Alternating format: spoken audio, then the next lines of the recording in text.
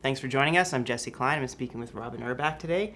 Robyn, a few months ago, Alison Redford stepped down as Premier of Alberta, and then she kind of hung on for dear life. She stayed on as an MLA. Today we got news that she stepped down. She is no longer in the legislature. Does that surprise you at all? It surprises me only in the sense that she's managed to hang on this long. So there's been sort of scandal after scandal. The big one, of course, was the flight and trip to Nelson Mandela's funeral, which she belatedly paid back, didn't initially. And then we had a series of other things. We heard about a sky palace. We heard about these so-called false passengers on some government flights, and that seems to really put the nail in the coffin this time. So it's surprising in the sense that she's managed to hang on for so long, and finally she's decided to sort of step aside. It's not surprising in the fact that we do have the Auditor General report coming out tomorrow, so it seems like she wants to get ahead of that. And do you think there'll be any surprises in that report?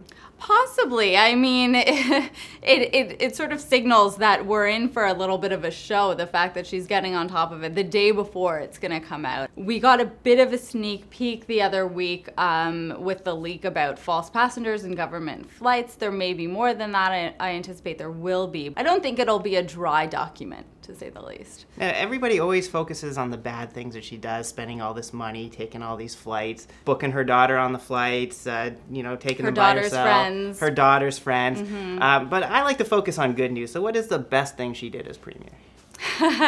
Does step down count?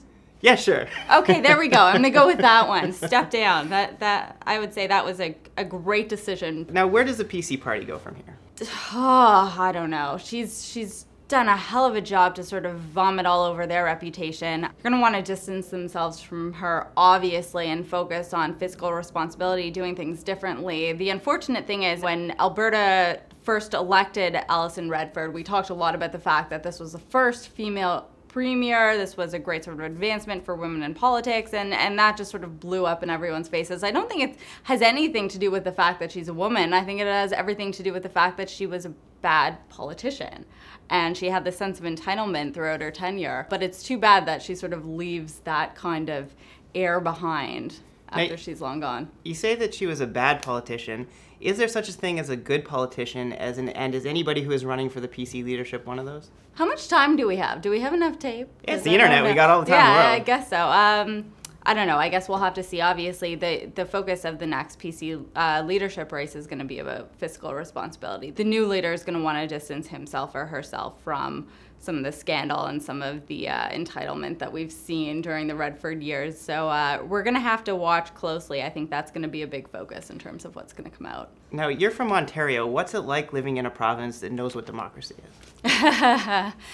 Are you talking about Ontario, or are you talking about the same place? Yeah. I don't know. I don't know if that's really next question. All right, I think we're all out of time. Thank you, Robyn, for joining me. Thank you. We know you have a lot of choice in internet videos, and thank you for choosing us over pornography.